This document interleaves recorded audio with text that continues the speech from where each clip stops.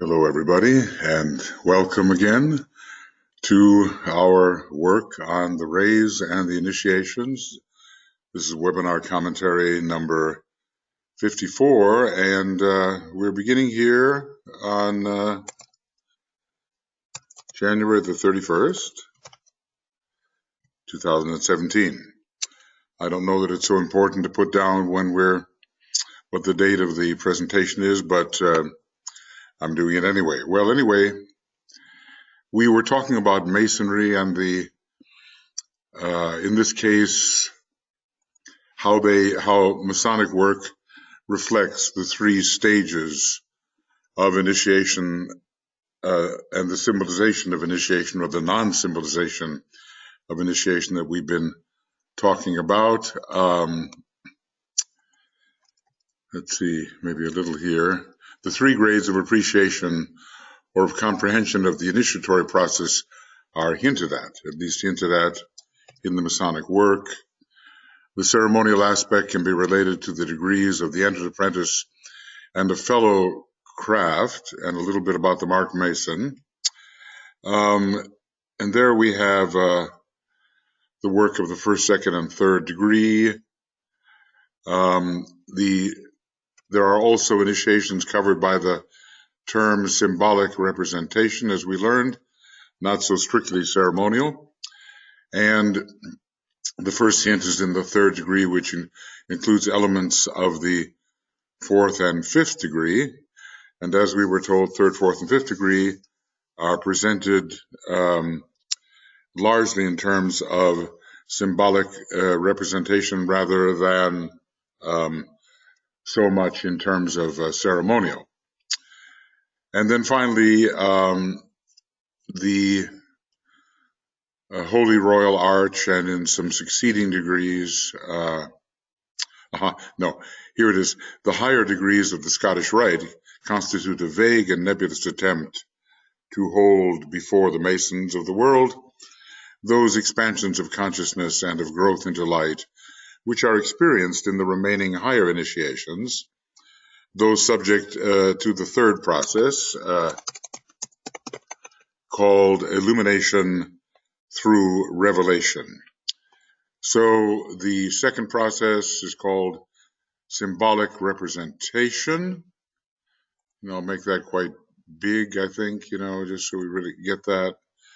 And this other process called, much later, difficult to describe what it is, and I think we really can have no idea of what it is. And the ceremonial aspect is the very first, for the first couple of degrees, and also lesser, less frequently performed aspects or degrees, such as the mark degree. Okay, so what do we have here? Okay, and we'll make this a bit bigger also. All right, now we move on, with that little bit in mind, considering what we have done up to this point. We move on. He has a little more to say about Masonry. The Masonic work is an ancient and laudable attempt to preserve in some germinal form the spiritual truth anent initiation. So it's simply, you might say, an incipient form, a beginning form, not a fully elaborated form. Ancient and laudable. And I suppose, it dates back in a way to Lemurian days, and maybe it even was transported to us and came to us from other sources altogether, such as Sirius. Excuse me. In spite of the distortion, some loss of the ancient landmarks, and these are factors in the ritual which are incontrovertible and must always be represented, stable, and immovable. So there has been some loss of these ancient orienting symbols or truths, and a deplorable crystallization. I was a member of the Masculine Lodge. I went in some 43 years ago, and I think in the Masculine Lodge you do have real problems with crystallization, where you might say, the outer form rules, and there is little, if any, understanding of what the form means in an esoteric sense. And, you know, in that sense, people go through the motions. Nevertheless, the truth is there.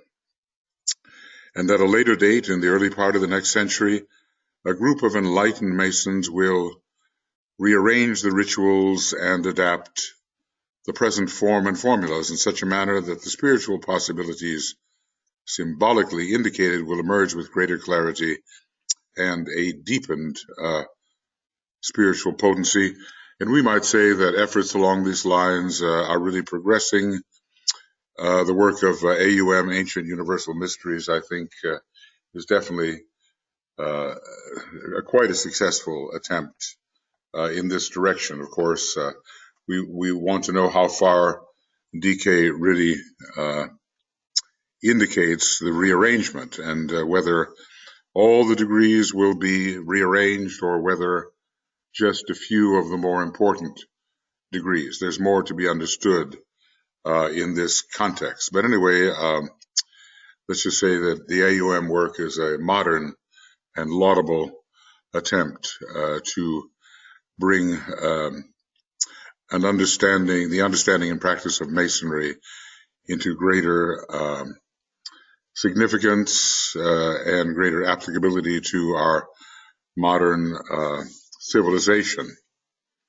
The coming form of Masonry in the New Age will necessarily rest upon the foundation of a newly interpreted and enlightened Christianity. Okay, there's something really important. And have no relation to theology and being universal in nature. And I think in some forms, Buddhism is also included. But Christianity, given the imminent reappearance of the Christ, is the most important. Its present form, resting as it does on a Jewish foundation which is nearly 5,000 years old, must disappear, and in the modern attempts to reformulate Masonry, this is being, the Jewish foundation is being written out of it. So this is something like 3000 BC. It kind of takes us back to the time of the death of Krishna and the beginning of the modern Kali Yuga. There are different ways of looking at these yugas and different spans, but the Kali Yuga is said to have begun some 5,000 years ago.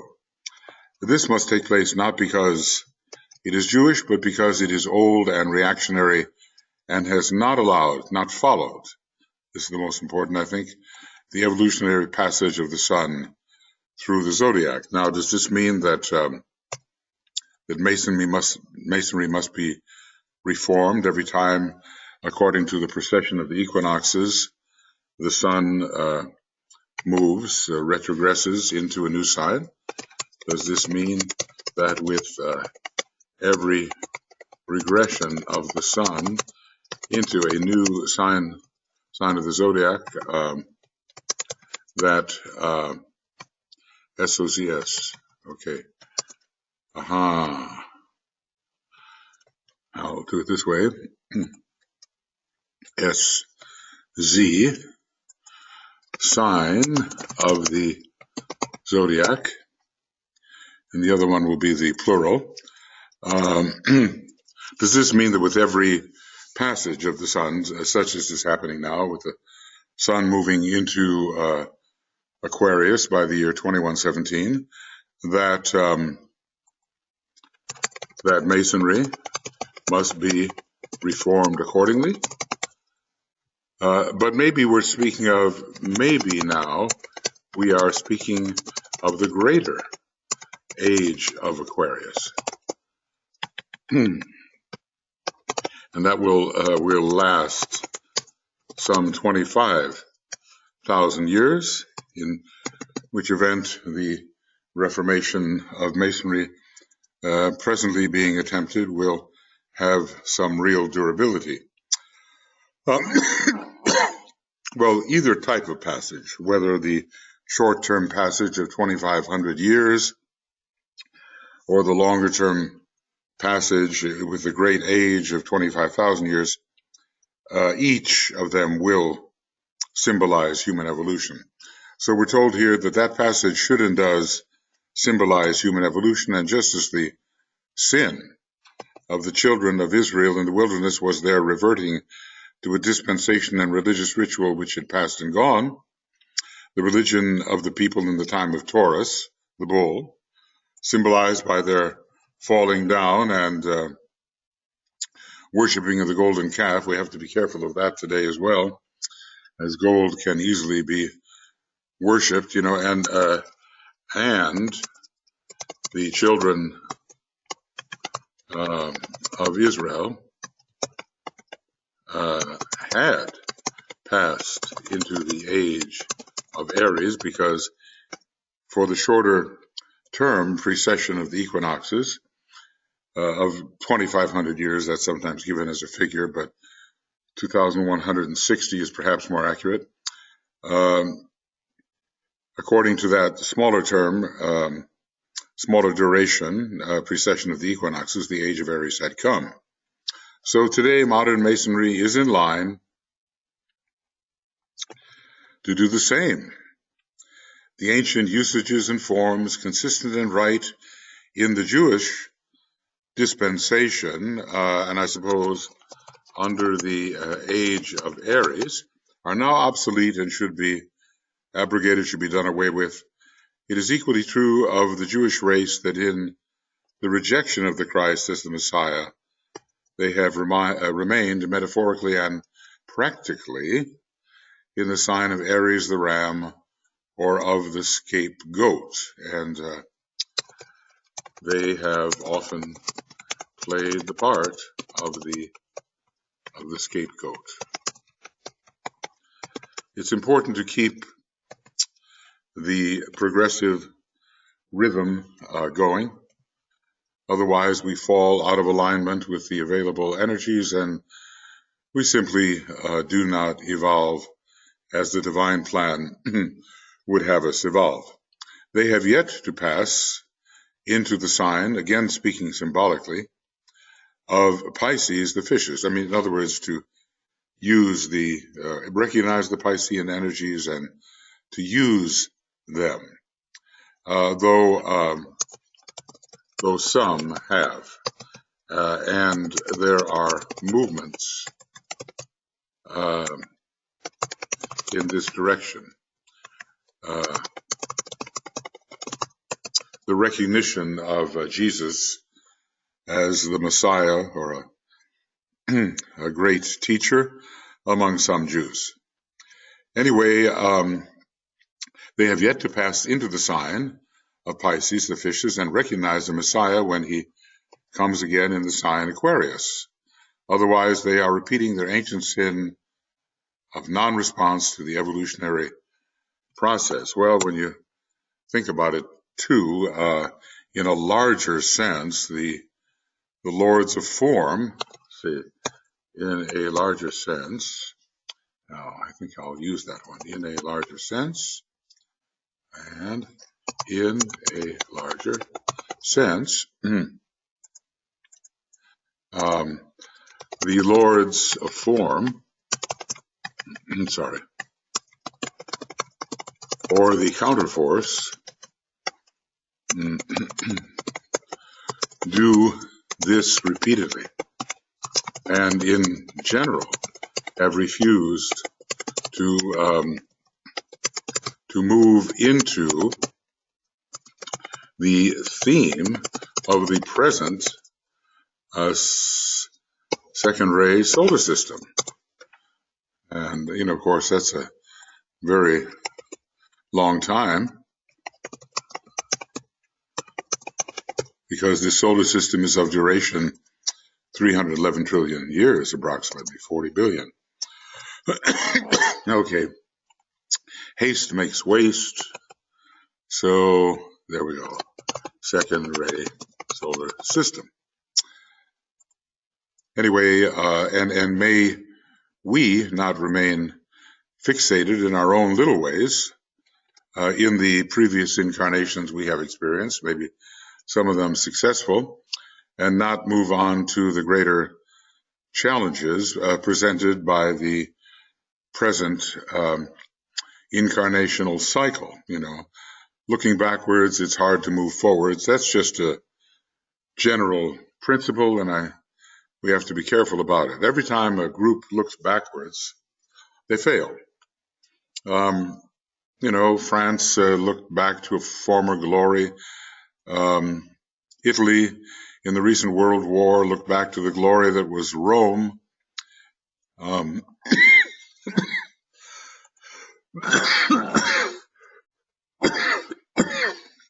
I'm sorry for that little coughing fit there. Germany looked back, according to some, 250,000 years ago to the glorious Teuton that had been uncorrupted by admixture with inferior types and races. And even, this will be studied perhaps in the future, but we're living through a time when the present president promises to make America great again. Looking backwards to a time of supposed greatness when certain principles which are now in place had not yet been evolved. Japan Second World War was looking backward to the era of the great samurai warriors. One can never find evolutionary progress in retrospective glancing, looking, attention. Those times may have had their values, but they are not the same values as must presently evolve. Behold, I make all things new, and there is and must be an onward progress. Even though it seems a little dangerous and uncertain, and even though it feels like you might have to give up some of the things which you have established in a very secure position, well, they should be used simply as stepping stones, as a platform, as a plateau, something upon which you can build the future, and not to which you have to revert. I think the principle is clear. And the ancient sin of the Jewish people here, non-response to the evolutionary process. But as I say, there are signs of encouragement at this time, at least among the more progressive types. Okay, so now we're going to go on into another idea. Let us now consider what the initiatory process signifies to the disciple as he seeks to lead a dual life which it demands. Now, this is interesting. The dual life of the disciple is something that we have often heard about, but basically DK is saying the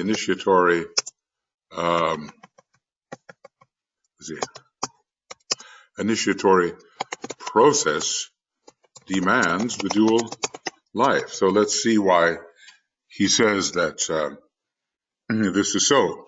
You will note that I call it a process, in contradistinction to the theosophical definition which regards it as a culminating ceremony of a period of training. Well, this is much more the truth, because over time, so much of the new will unfold, and time is required for this unfoldment. So DK seeks that we do not fall into the glamour of over-dramatization. We must not fall into the glamour of over-dramatization, as if one little, well, maybe big in terms of our psyche, but one momentous ceremony could elevate us from a lower position to a higher if we have not prepared for that higher position. The one thing that always rings in my mind is that the initiate is initiate before he is initiated. In other words, we have to do the work and come up to the level of the next unfoldment before that level can be confirmed by the fires of the rod of initiation, and maybe some things added to what we ourselves could do. We cannot do all, but we can do much. And we are the ones who have to take our own evolution in hand. The famous picture of Christ in the desert by Roerich tells us that the evolution will proceed by human hands and human feet, and this is true not only for the race as a whole, but for the individuals such as we are. The initiatory process is, in reality, the result of the activity of three energies. Okay. DK is given so much, and of course somehow we have to incorporate this in our understanding so that when events in life arise that may call upon or demand the presence of this kind of learning, they will arise in our consciousness. So anyway, three energies account for the process of initiation. The energy generated by the disciple as he seeks to serve humanity. So something is here gained in the process of serving and even of attempting to serve. We can say that something of foundational value is constructed or built. Okay, so that's an energy that arises out of service, an energy arising out of service. The energy made available to the disciple as he succeeds in building the ANTAKARANA, this is the energy of the spiritual triad and is apparently necessary for the continuation of the initiatory process, especially of initiations such as the third and beyond. Maybe simple contact with the soul, which is that contact is really the first part of the ANTAKARANA process, although not the technical part that DK has instructed us in. Maybe simple contact with the soul is sufficient. Whoop. They say it's a good keyboard, but my typing is sufficient for providing energy needed for the first two initiations. The energy of the hierarchical ashram into which he is being absorbed or integrated, initiation proceeds along ray lines, and so we seem to need the additional energy of our ray ashram. So what do we have here? Service, ANTAKARANA, and ashram. ASH.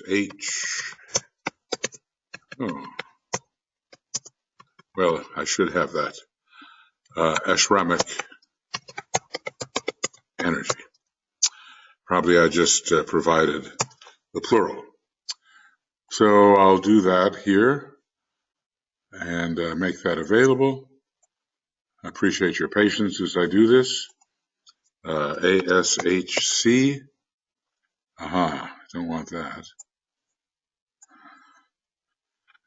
So this is ASHC, and this will be the term ASHRAMIC.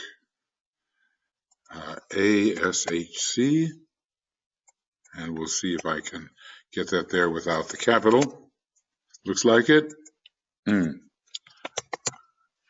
ASHRAMIC. Okay, that took a little bit longer than I wanted, but there it is. Okay, now, service, energies generated,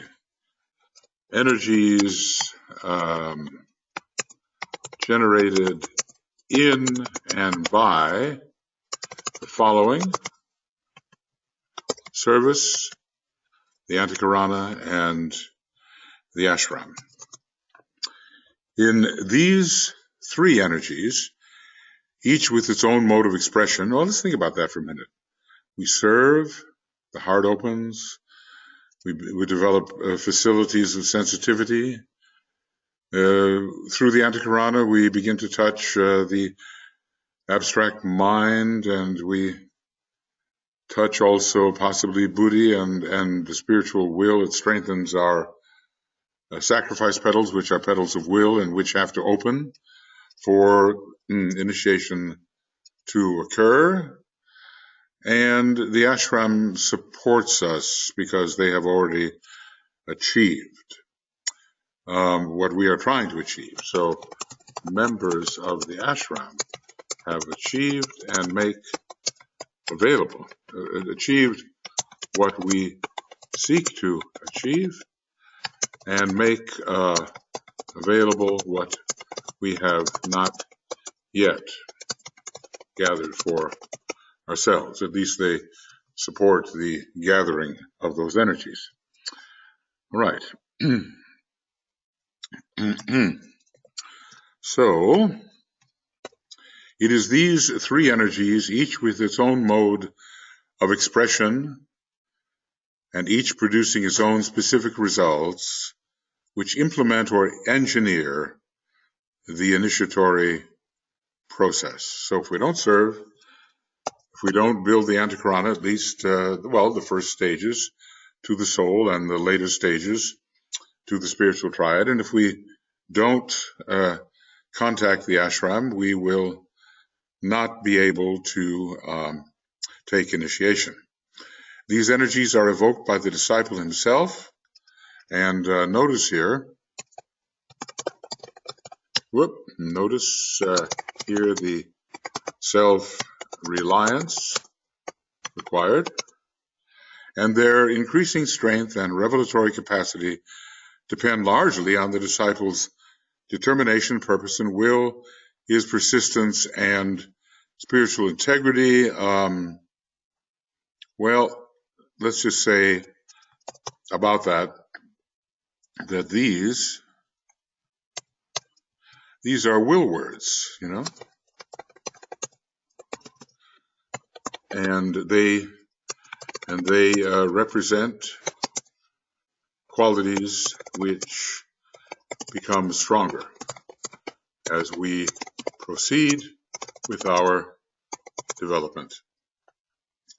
It is through his understanding of the word process that the disciple discovers the true meaning of the occult statement, before a man must tread the path, he must become the path himself. And if we really think about what we are, a kind of emanation from a great source of being. So we are an emanation from a great source of being.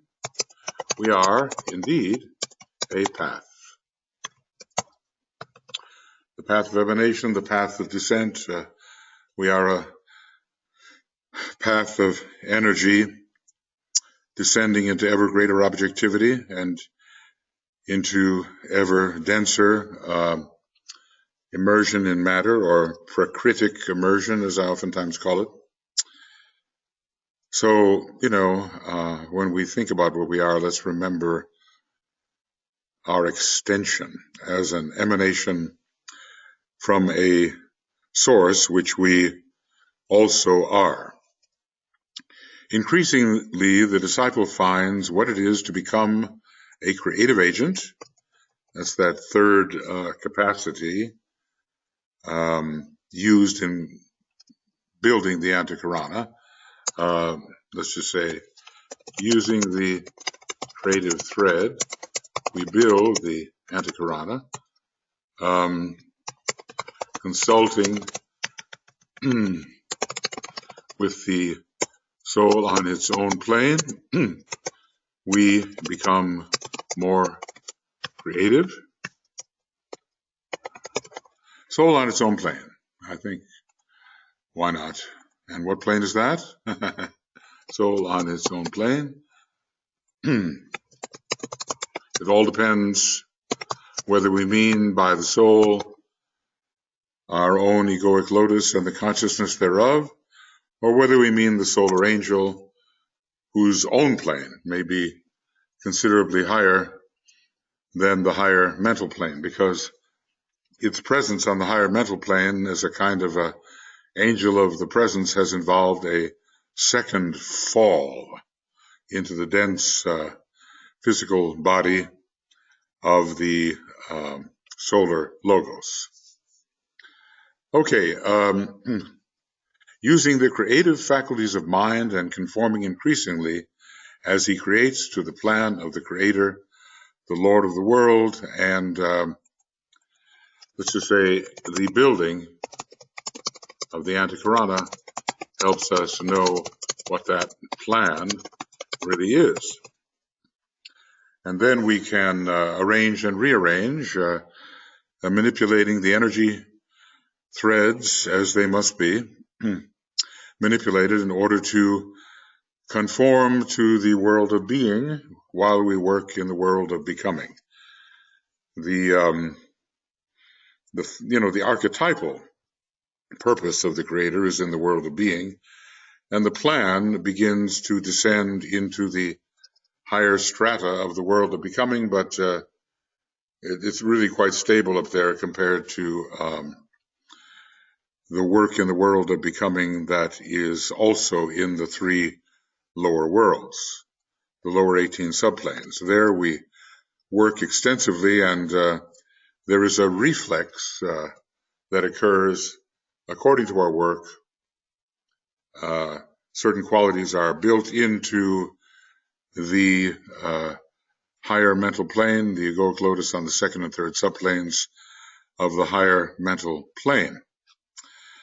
And we can't really do much about that building because it is managed by the solar angel and by its diversification into many solar angels, but we can provide the substance whereby the divine alchemist can do that building. They know so much more than we do. They are mathematical experts in these matters, and we simply have to do the work in the quarries and bring the rough stone to them, and well, we polish the stone as best we can, but they make sure that it fits into the temple structure with right exactitude.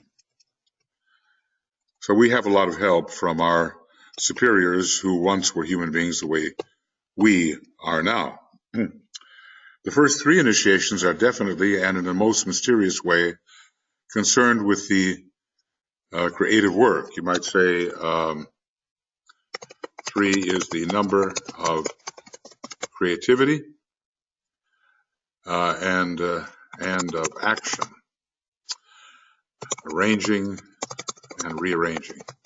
And of course, in a way, rays 4, 5, 6, and 7 are subsidiary to the third, and they carry those same kinds of qualities. So the first three are concerned with the creative work and with the spiritual expression in a human being of the third aspect of divinity, that of intelligent activity, which could be a whole lot more intelligent than now it is, but as we begin to grasp the nature of the divine plan, the intelligence with which we wield the available energies increases. He's dividing the initiations differently here. Remember how he sort of divided 1 and 2 separately in terms of ceremony, 3, 4, 5 in terms of symbolic representation, and 6 through 9 in terms of illumination through revelation. Okay, but here's a different method. The 4th, 5th, and 6th initiations are as definitely related to the second aspect of love's wisdom as it expresses itself through created forms. Okay. So 4, 5, and 6, and it's kind of interesting because even though we begin to become true, fully restored monads at the 6th initiation, it's still under the love-wisdom regime. So we're dividing the 9 initiations, looks like 3, 3, and 3. Earlier we divided them 2, 3, and 4. The 7th, 8th, and 9th initiations are occultly inspired by the first divine aspect, and of course the first aspect of divinity is the aspect of inspiration. So the 7th, 8th, and 9th initiations are occultly inspired by the first divine aspect, that of the will. Of course, it takes plenty of what we call will and misunderstand as will to pass through the 4th, 5th, and 6th. A great drawing upon the monad is required for those initiations, but here something even higher is intended. Only therefore at the 9th initiation is the human being a full and true expression of divinity. We really should somehow remember that, because, he said that of the Chohans, they are no longer men as are the masters.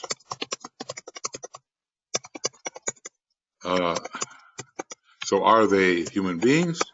Well, from this particular context, they are, and we've reached the 9th initiation is the full development of the human being, of the member of the 4th creative hierarchy of human monads. Now, is that a human being?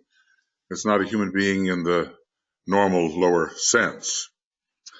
But anyway, we become only then, after fulfilling the 9, the full and true expression of divinity, and I might add, on the cosmic physical plane. There's something that goes beyond that, of course, and are we human beings then? Okay, on the cosmic physical plane. Right. So, different perspectives give us different descriptions, and it's not that any one of them is incorrect. It just depends on the perspective of the moment. He then realizes that in him all divine aspects meet. And why is this? We might say the 9 is a number of synthesis. So all the divine aspects, and there are different ways to count the human being as a 9, a 12, a 3, usually 3, 9, and 12 are involved there. Maybe there's a way to count him as a 6, too, in two polarities.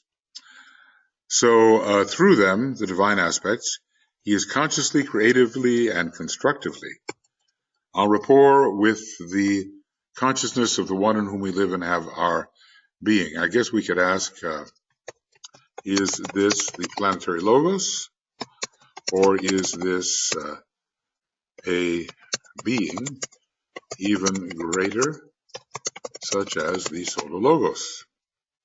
Well, certainly by that time there is some degree of solar logoic contact, because the first solar initiation is the third, right? So, and the first Syrian initiation is the fifth.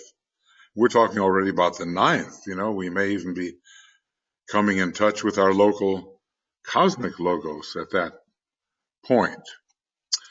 But, we live and move in a number of ones. There's the one in whom we live and move and have our being, but there are local such, and there are more remote such. We're living and moving and having our being in our planetary logos, no question about it, but also within our solar logos, within the cosmic logos, and on and on and on.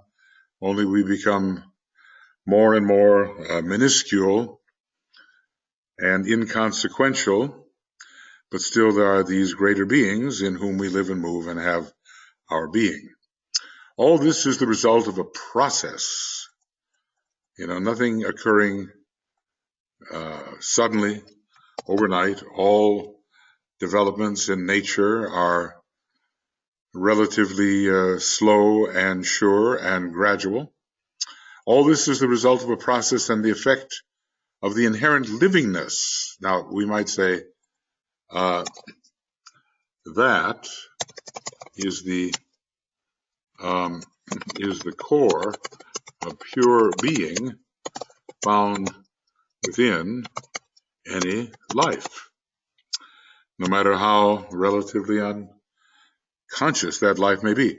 All this is the result of a process and the effect of the inherent livingness. We all have this inherent livingness, no matter how unresponsive we may seem to be at times. At our very core is life itself, which is found in all forms of life, from the tiny atom up to those great lives who are little more than names to the disciple, like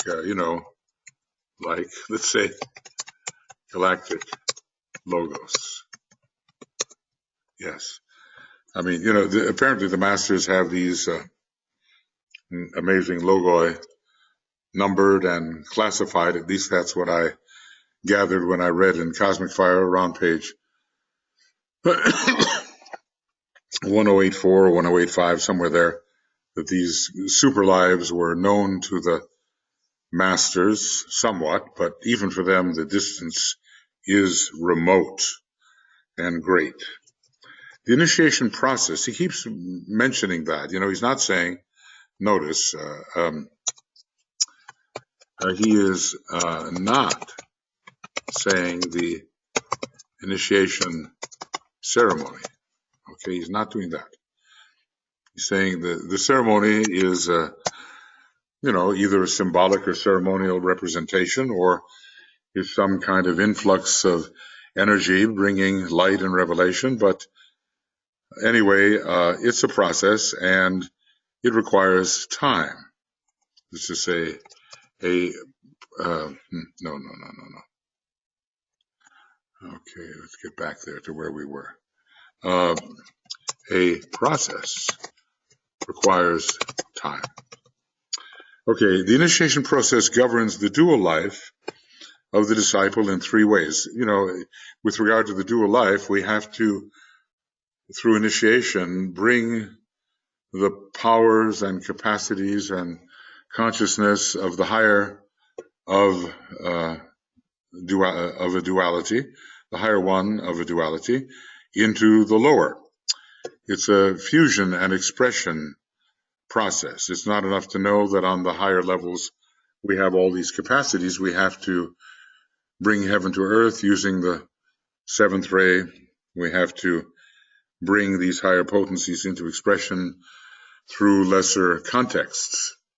So the initiation process governs the dual life of the disciple in 3 ways. DK makes so many of these lists, it's maybe hard to remember them.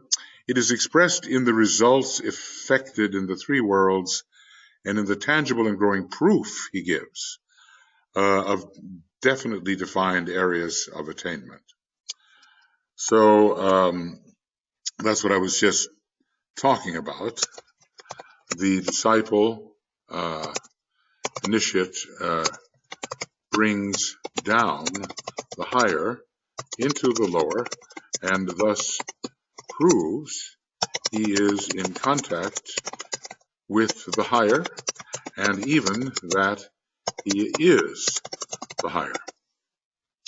So this is manifestation, expression, something along that line. It is demonstrated as, okay, and this has to do with the first one, has to do with energies expressed in a lower context of forces. Then also it is demonstrated as effects in his consciousness in the form of an increasing fusion of soul and personality, as well as a growing power to invoke the inflow of the higher light through the medium of the ANTAKARANA. So let's just say what we're looking at here is, this is one of the ways of governing the dual life. So let's just say this one is all about effects in consciousness. And it's kind of interesting that soul infusion is considered an effect in consciousness. Is integration then considered more an energy effect? Because, integration can take you up to the 3rd degree, and soul infusion seems to take you to the 3rd degree, maybe the 4th. And it's even possible to extend the energy integration of soul and personality up to the 4th degree. So again, the second example here of this governing of the dual life is the demonstration as effects in consciousness in terms of the, there's soul consciousness and personality consciousness. Soul consciousness, and personality consciousness. I'd like to have those two. Oh, that's the solar logos. Not going to let me do that, is it? Soul consciousness just takes a little bit of cut and paste, and we're there. Soul consciousness. And I'm going to do the same for good old, let's see, can I do it? Personality consciousness. Yeah, I think I can. I'll use a hyphen. Okay.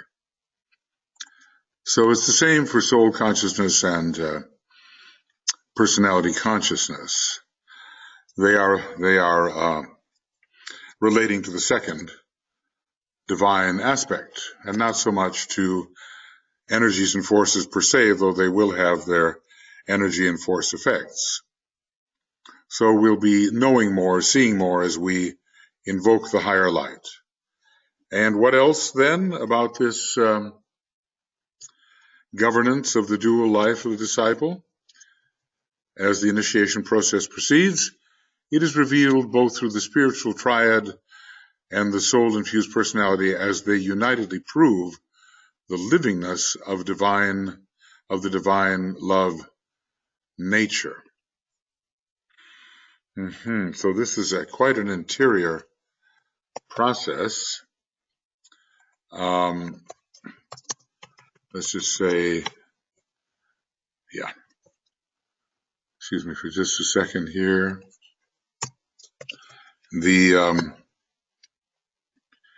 We're dealing with revelation through these higher vehicles and centers. Through these higher vehicles and centers. As this revelation takes hold of the disciple's consciousness and conditions his expressive form and service, because it does have an effect below, we might say, because this higher expression does have an effect below, it initiates him into that mysterious area of the divine consciousness which we call the heart of God. This is our planetary correspondence to the heart of the sun. Well, okay, where are we going to find this? And we might still find this on the cosmic planes, but also on that particular plane of the that particular cosmic etheric subplane, where the heart of the planetary logos is found. I can't really hazard a guess there. Okay, sub SB SPP. Well, let's do it that way. SPL, and we'll call this subplane. So this is a high demonstration. Our planetary correspondence to the heart of the sun. Where's the heart of the sun found? Well, it depends on how we look at it. One, a heart of sun is found on the higher cosmic mental plane. Okay. Another is found, oh, come on now, is found on the second level, second ether, or cosmic ether. I think I'm getting tired here. On the second cosmic ether of the cosmic physical plane. So one is an etheric heart and the other is like a causal body of the solar logos. Okay, so HOS, and we'll say heart of the sun. So we're getting higher and higher here. The heart of the sun, i.e. of our planetary logos, and the heart of the sun, i.e. of the solar logos, are mysteriously related. Are they located on the same plane or subplane? Maybe, maybe not. Maybe, probably not, I would say. And it's through this sustained relation that it becomes possible for the human beings to enter the hierarchy. Oh, this is very occult, very mysterious. And, you know, we enter the hierarchy on the cosmic etheric planes. So here's what I'll do. CEPS, cosmic etheric planes. We enter the hierarchy on the cosmic etheric planes, such as the Buddhic plane. It's a cosmic etheric plane. Hierarchy is found there, such as the Buddhic plane. Forget not that the hierarchy is the expression of the energy of love. So the Buddhic plane would have very close connection with it, and even the monadic plane, being the second cosmic etheric subplane, is strongly related to the energy of love. The relationship also enables them eventually to pass off the cosmic physical plane onto the cosmic astral plane. It's sort of, I don't know, it's kind of a relationship which involves the astral plane, the Buddhic plane, the monadic plane, and the logoic plane. Okay, now I need two more there. Monadic plane, and I need logoic plane. Okay.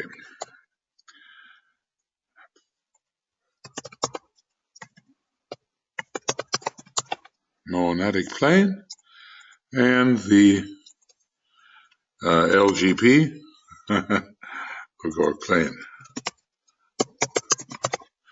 So, how this happens, I don't know, but it's most mysterious, and it has to do with the way of higher evolution. Okay, Lagoric plane and MD. Maybe it's not going to give that to us, MDP, and I hope this will finally work. Okay, monadic plane. All right. So let's read that again because it's so really powerful. This whole third governance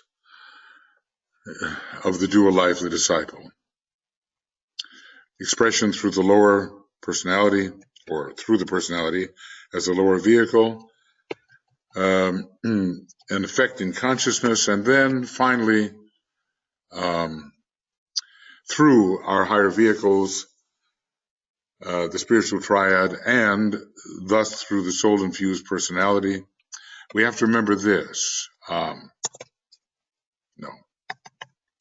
I must always remember to get my bracket. Okay, we must always remember why doesn't that work for me? Okay. Well, it's not just work, that's not working. I'm not succeeding. This is one of those little slowdowns that one doesn't want to have. Yeah. We remember that the spiritual triad goes on to express itself through the soul-infused personality. Okay. So this higher state of the spiritual triad gets hold of the disciple's consciousness and conditions his expressive form of service. So the spiritual triad becomes involved in the service which the disciple renders. Okay, now, and this is a which the disciple renders. Okay. It initiates him into that mysterious area of divine consciousness we call the heart of. Now, it is mysterious, and of course, it's not really taking him all the way to the higher part of the cosmic mental plane. It might give him sensitivity to eventually, well, he'd have to be quite a high initiate, to the higher aspect of the cosmic mental plane. But right here on the cosmic etheric levels, we do have the heart of God. The heart of God and the heart of the Son, in ways, both are represented on the cosmic ethers of the cosmic physical plane. So this heart of God is a very important idea. So often we hear of the heart of the Son, but not of the heart of God, our planetary logos. And, maybe they are, this is my impression, that maybe they are on different subplanes of the monadic plane. Because, maybe the heart of the Sun is on subplane number 2 of the second cosmic subplane. Maybe the heart of God is on subplane number 3 of the monadic plane, or the second cosmic ether. Maybe it works that way. We haven't been given much information about that. When you think about the head centers, we have a head center and we have an ajna center, let's say, and they're both found, I believe, on the highest etheric subplanes. But maybe the head center is found on a still higher subplane of the highest etheric subplane, and maybe the ajna center on a subplane which is slightly lower of that same larger subplane. I hope that's not too confusing. What's involved here is that Master DK doesn't really get into the location of these centers on the subplanes and subplanes, but we know that it would make a difference, that every plane has subplanes and every subplane has subplanes. And the subplanes of the first category of subplanes are different locations, vibratory locations, and the placement of centers on those subplanes would be significant. Well, if you're not thoroughly confused by this time, at least I am.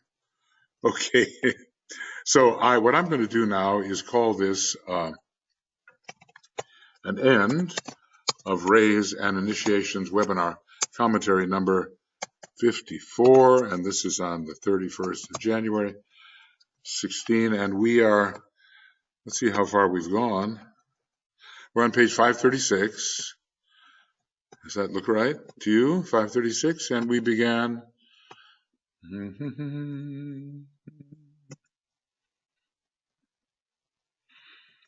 Seems like ages ago that we began here, but maybe not so much. 533 to 536. Okay. 36. And we'll bring it down here for the ending.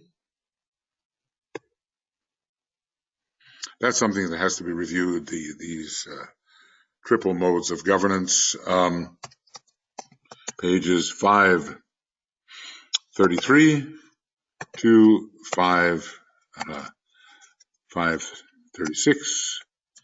And we're going to be beginning with Raised Initiation Webinar Commentary number 55. That's the number of Sanat. It works out that way. Pages 536 to something, and whether it will be today or tomorrow or whenever, I cannot yet say. Okay, friends, so that's going to be it for the moment, and if I've been a little halting in this presentation, the subject is deep, and I'm trying to straighten it out in my own mind for sure. But let's just say the initiation process governs the dual life in three ways. It makes for a proven expression of higher things in his lower vehicles. It makes for effects of consciousness, and it brings the revelation of the spiritual triad down into the soul-infused personality, proving the livingness of the love nature. And even though the spiritual triad is, in a way, the personality of the monad, it also is the true ego, which relates it to the second aspect. I'm going to put that in. The spiritual triad is also the, as DK calls it, true ego, which relates it to the second aspect of divinity. All right, that'll be enough for the moment, and we'll see you before long. Thank you. And I hope you got something out of this. I'm going to have to review it myself. It goes deep, this second part of the book here. And, well, you might even say the last last 7 rules, they are really written for the initiate consciousness. So we must struggle to understand, and we will understand. Okay, bye-bye.